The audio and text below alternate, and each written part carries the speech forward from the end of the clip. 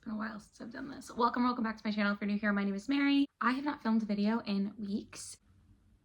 Things have been crazy. I'm not going to get into it in this video, but I did just want to come on here and film a book haul because I did go to Indiana with a good friend of mine back in April, and we visited. They have like a half price book outlet there. So all the books are like $1. So I got quite a few books during that. And then one of my favorite record/bookstores here in town had an anniversary sale. So they had a lot of things on sale, and I got a couple of books during that sale. I honestly think only one of the things I got was part of the sale, but they also have used books. So I got a couple of used books while I was there. So those are the books I'm going to start with because there's fewer of them. So first up, Swing Time by Zadie Smith. The lady who checked us out was like, you have to read Zadie Smith. She actually recommended White Teeth, which I already own, and I have not read yet, okay? But I have been dreaming of being a Zadie Smith girl since middle school, and I've never read anything by her, but I really do think I would like her. She's like a British novelist from the late 90s. She continues to publish today, but this, it says, two brown girls dream of being dancers, but only one, Tracy, has talent. The other has ideas about rhythm and time, about black bodies and black music, what constitutes a tribe or makes a person truly free. It's a close but complicated childhood friendship that ends abruptly, never to be revisited, but never quite forgotten either, etc. So Tracy becomes a dancer, and then she's struggling with adult life, and the other girl does something else, I assume, and it's about their relationship over time. I didn't know anything about this going into it. I just know that Zadie Smith seems like an author that I would like, and I would like to get into it. I also picked up Glory by No Violet Bulawayo. Okay, this I believe was either shortlisted or longlisted for either the Booker or the Women's Prize for Fiction a few years ago, and that's how I heard about this. So this has been on my like list of things I want to read at some point for quite a while. I don't really know what it's about.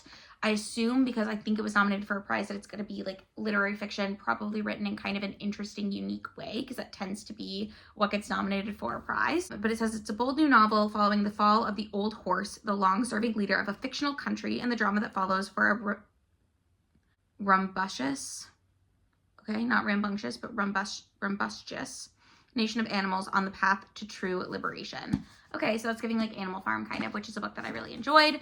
I'm excited to read this. I'm interested in it.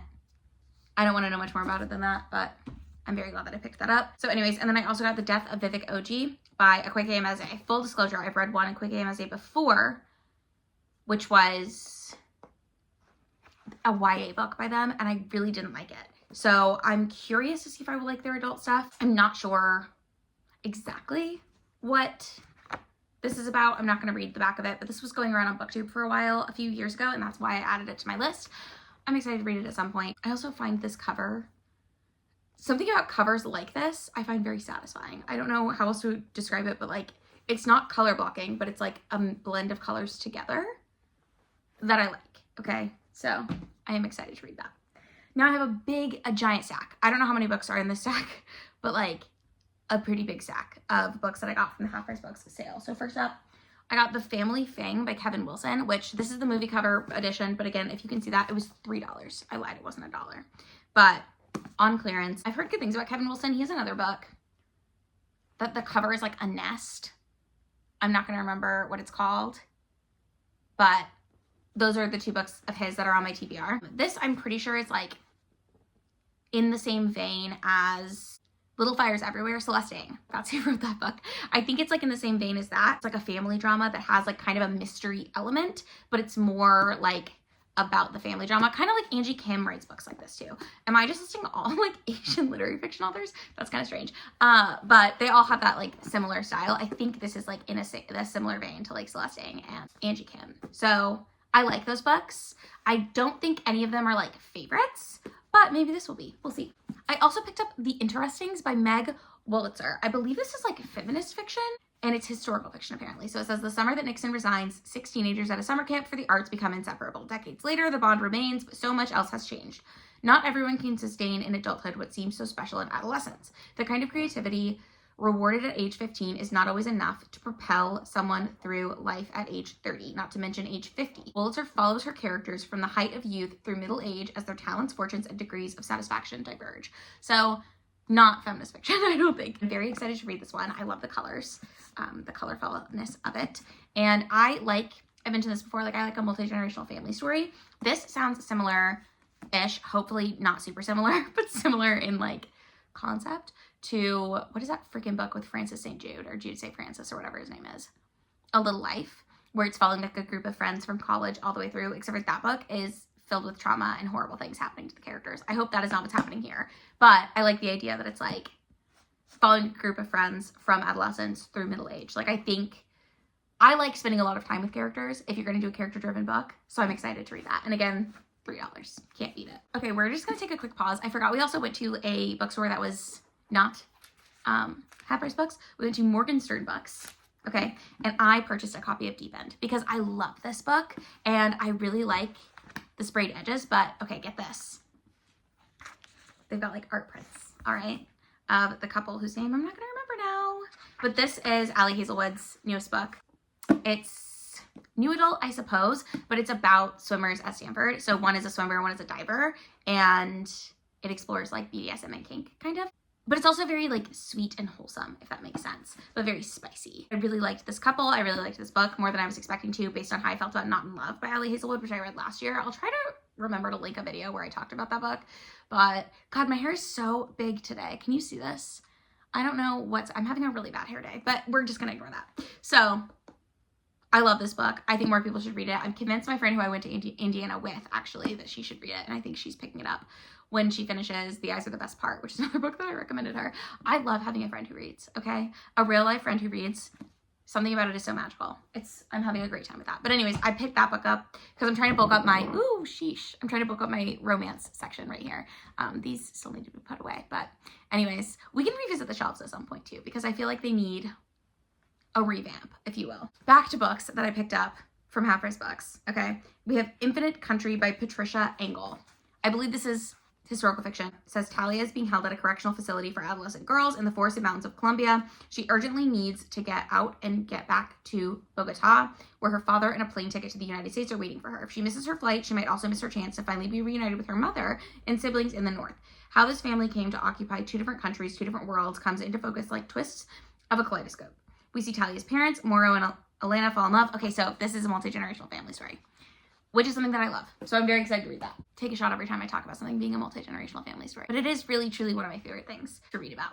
So next we have Queenie by Candace Carty Williams. I believe there's a movie or TV show now for this on Hulu maybe, which I want to watch. But this says, meet Queenie, journalist, catastrophist, lonely, loved, relatable. Her boyfriend has asked her to leave the apartment. Her boss doesn't seem to see her. Her Jamaican British family doesn't seem to hear her. Her friends try but fail to help her. Queenie is in a spiral. As she careens from one questionable decision to another, she finds herself wondering, what are you doing? Why are you doing it? Who do you want to be? All of the quandaries today's women must face in a world trying to answer them for her. Okay. I'm really excited to read this. Again, I don't know what it is, but I feel like I haven't read a lot of books about Black British people or by Black British authors. So this, and also Zadie Smith is Black and British. I don't know if I mentioned that. I think she's British. I'm pretty sure. I know she teaches in the US now, but I think she's British. Anyways, it's something that I want to explore more because it's something that I don't know a whole lot about. I feel like I've read more like white British books and then even like historical British things, like Regency and stuff like that in romance. However, I'm excited for the chance to read this. I've heard amazing things about it. And it also kind of, I don't know if this book really kickstarted it, but like the sad girl lit fic era that we're in right now, I feel like this was one of the early entries into that. And I would like to explore it for that reason as well. Next, another book that I've really been wanting to read for forever. And I had it on hold for my library for forever. And then I found it at this Half Price Books and I was like, we may as well just pick it up. Who knows when I'll get to it, to be honest with you. But it's Friday Black by Nana Kwame Adjei-Brenyah. Oh boy, it was blurred by Roxane Gay, which I love. Okay, so this one was $3 as well from the Half Price Books thing. Ooh, I like this paperback too because it has like the flaps while you're reading it. So it like combines the best things about a hardcover, which is that you don't need a bookmark, with the best things about a paperback, which is that it's not a hardcover. So it says, from the start of this extraordinary debut, Nana Kwame Adjei-Brenyah's writing will grab you, haunt you, enrage, and invigorate you by placing ordinary characters in extraordinary situations. The author reveals the violence, injustice, and painful absurdities that Black men and women contend with every day in this country. Is this country the US? Yes, he's from New York. Okay, great.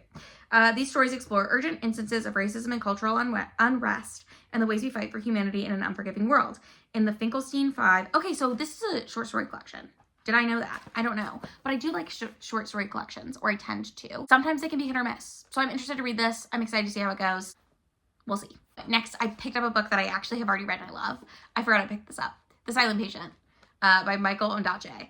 This was one of my favorite books 2 years ago, maybe? 2023, I think. Anyways, this won the Booker Prize. This book is so good. I still haven't seen the movie. I would like to. This is about 4, I think, people at the end of World War II. They all end up in this villa, right? And there's this one guy who is the English patient who is kind of comatose. Like, he's a burn victim. And so he is telling his story, or the people who are in this house are learning his story. And there's also, like, they don't really know anything about him, but one of the people is like a nurse who is refusing to leave him because he is in like pain, and that's why she is still at the villa. And then a guy who was a soldier and knew her dad back in Canada, where she's from, hears that she is in this villa and goes to find her because her dad has died. And so he's going to try to get her to go home, and she doesn't want to, so he ends up staying in the villa with her. And then there's this young guy who is an Indian British soldier who was there to like defuse bombs, and you sort of find out like why he's still there, and he goes, and it's just this like really beautiful story about all these interconnected lives. And the whole time, like, underneath all of it is this love story with the English patient that is being told through like his books and his artifacts and stuff. I don't know if I'm explaining this well at all, but I loved this book. Definitely a favorite. Love that book. Next up, we have Native Son by Richard Wright. This is a book that I have gone back and forth about whether or not I actually want to read it. I think I do. I bought it. So I'm at this point, yes, I'm saying I do want to read it. But my understanding of what this is about, I'm not going to read the back to you because I think I have a brief understanding of it. Maybe I should read the back. Okay.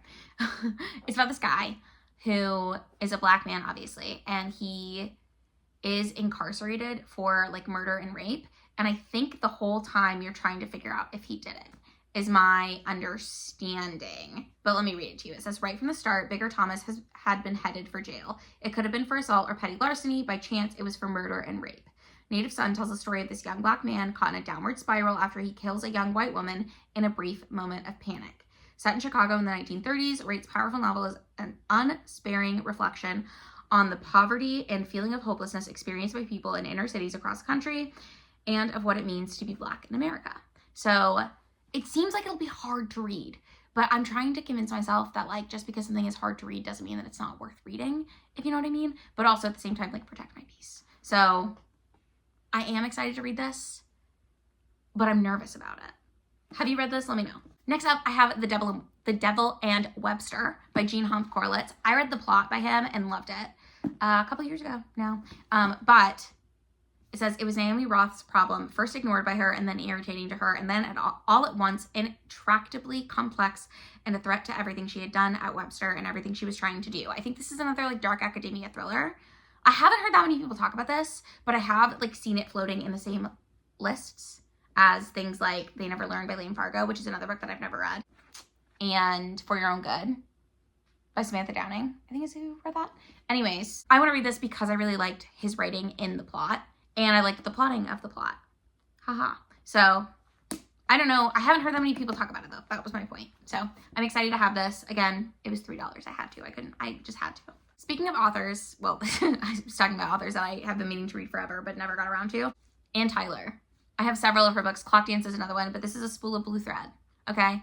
I think she's a literary fiction author who writes, like, literary historicals. So not historical romance, but like literary historical fiction. Anyways, it says, it was a beautiful, breezy yellow and green afternoon. This is how Abby Whitshank always describes the day she fell in love with red in July 1959. The Whitshanks are one of those families that radiate sorry. If I could learn to read, wouldn't that be cool? Okay. We'll start over. The Whitshanks are one of those families that radiate an indefinable kind of specialness.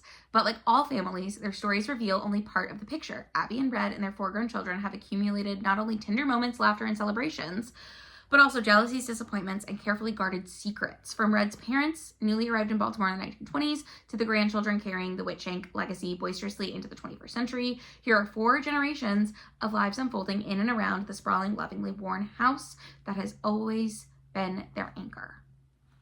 A multi-generational family story. I present you. Should I do a reading vlog where I read like all of my multi-generational family stories? I probably won't do that, but I love a multi-generational family story. I'm excited to read this one. I truly can't wait. Speaking of books that I've been wanting to read forever that got really popular on BookTube, Lester by Raven Leilani. I don't know what this is about. I think this is another book that kind of kickstarted the sad girl lit fic train, but it says Edie is stumbling through her 20s, sharing a subpar apartment, clocking in and out of her admin job, and making a series of inappropriate sexual choices. She's also haltingly giving heat and air to the art that simmers inside her. And then she meets Eric, a man with a family in New Jersey, including a wife who has agreed to an open marriage with rules. Soon, Edie finds herself invited into Eric's home, not by Eric, where she becomes a de facto role model to his adopted daughter. Edie may be the only Black woman young Akila knows. Oh, I'm intrigued. I did not know what this is about. I just knew that people talked about it. Very intriguing. Was this a prize book as well? It was on 100 notable books of 2020. Okay. I'm very excited for this. Next up, I have a hardback. Finally. This is Camp Zero by Michelle Min Sterling. I believe this is a sci-fi book, and it might be YA, but I couldn't tell you. It says, in remote northern Canada, a team led by a visionary American architect is breaking ground on a building project called Camp Zero, intended to be the beginning of a new way of life. A clever and determined young woman codenamed Rose is offered a chance to join the Blooms, a group hired to entertain the men in camp. But her real mission is to secretly monitor the mercurial architect in charge. In return, she'll receive a home for her climate-displaced Korean immigrant mother and herself. So it's like sci-fi dystopian, it sounds like. I'm not going to read more of the back than that, okay? But I'm excited about this. I've heard of it, that's why I bought it. I don't know that many things about it. I don't remember hearing good or bad things. I just remember the cover was familiar, the title was familiar, I'd heard of it, so I picked it up. I'm not one of those people who dystopian ever fell out for. I've always been a dystopian girly, okay? So if you have dystopian recs, give them to me. I love a dystopian. And the last book that we have, okay, I was very excited to find this because I listened to this book originally as an audiobook, and I really feel like I was missing something because it has a lot of multimedia, mixed media elements that I feel like I was missing because I didn't have the physical book. Night Film by Marisha Pessel, is that her name? This book is heavy, okay? Real heavy, but it has things like pictures in it, okay? I'm gonna reread this at some point, probably years down the line, okay? Probably not anytime soon, but I wanted to have it so that when I reread it, I have it because I want to be able to like physically read this or like at least have the physical book to like reference and get through because I feel like that will really improve the reading experience, okay? So this is, how do I describe it? It's like a mystery thriller about, there's like a suicide at the beginning of the book, and the person who commits suicide is related to, I believe, some like cult classic horror film director, okay, who made like films that may or may not have been snuff films back in the 70s, I think is what it was. And I believe that the people in this book, it's like a detective or a journalist or somebody is trying to figure out what happened to that guy, and then also how it's connected to the death of this person. I'm not explaining it well because I don't really remember. I do remember the ending very vividly. Oddly enough, a lot of times that's the thing that I forget about in books, but I do recall the ending of this book. But I don't know. I'm excited to read it, reread it at some point. Again, don't expect this to happen anytime soon. I'm saying years. Maybe I won't even do YouTube anymore when I finally reread this, okay? But I do want to reread it at some point. Anyways, those are, let me count how many there are. Those are the 16 books that I picked up in the last 2 months. Let me know in the comments down below what you picked up recently. Also, let me know if you've read any of these books. Let me know how you felt about them. Let me know if there's any that you think I should prioritize over the others. Like if there's any that you're like dying to see my thoughts on, I would love to hear it. I would just love to hear anything that you know about these books because as you can see, I'm very much a like, oh, I've heard of that, I'll pick it up type of person. I do try to only buy books that I really do have a plan to read at some point. So it is what it is kind of, but let me know which of these books you think I should prioritize and why. If you enjoyed this video, give it a thumbs up. You can also subscribe to my channel if you want to see more content from me. Let's see if I get back to posting 2 videos every week, question mark. Hopefully I will, and I will see you in the next one. Bye!